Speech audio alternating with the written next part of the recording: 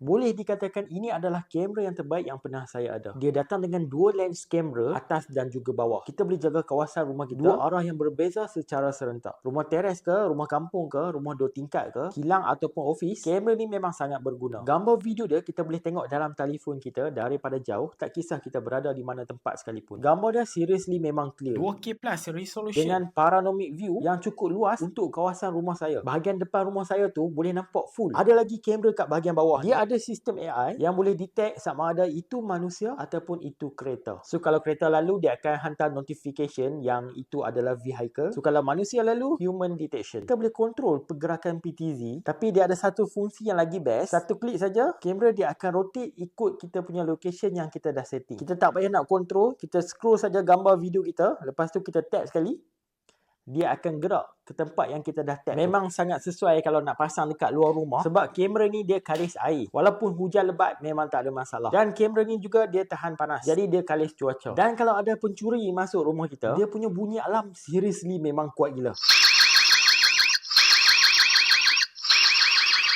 Untuk waktu malam pula, dia ada color night vision dan gambar dia memang clear gila. And then dia ada LED spotlight yang seriously memang terang gila. Siapa yang lalu depan rumah kita, lampu ni menyala, boleh nampak muka dia terus. Silat-silat jerawat pun boleh nampak. Pada bahagian hadapan ni dia ada mikrofon, and then dia ada speaker kat bahagian belakang ni. Dia boleh komunikasi dua hala, boleh bercakap-cakap.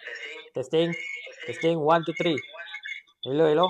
Cubaan suara 1 2 3. Loading video dia guna H.265 dan memory card dia support sehingga 512GB ataupun kita boleh guna cloud storage, tapi yang tu kena bayar bulan-bulan lah ataupun tahunan. Ini adalah kamera daripada EasyViz Model H92 lens. outdoor waterproof yang boleh kena hujan dan tahan panas. Kita menggunakan aplikasi nama dia EasyViz untuk kontrol dia, untuk tengok gambar video daripada jauh. Kat dalam dia punya apps ni macam-macam yang kita boleh buat. Boleh ambil gambar, boleh record video, nak kontrol pergerakan kamera, nak bercakap-cakap komunikasi dua hala, dan nak setting dia punya alarm, dia punya pergerakan. Kamera atas 4 megapixel, kamera bawah 4 megapixel. 2K plus resolution. Memang clear, memang jelas. Ini adalah kamera yang terbaik untuk jaga rumah kita, untuk jaga premis kita, untuk jaga kedai Dari kita. 6 hingga 9 November, EasyViz akan berada di Home Tech KLCC. Jangan lupa singgah, jumpa di sana.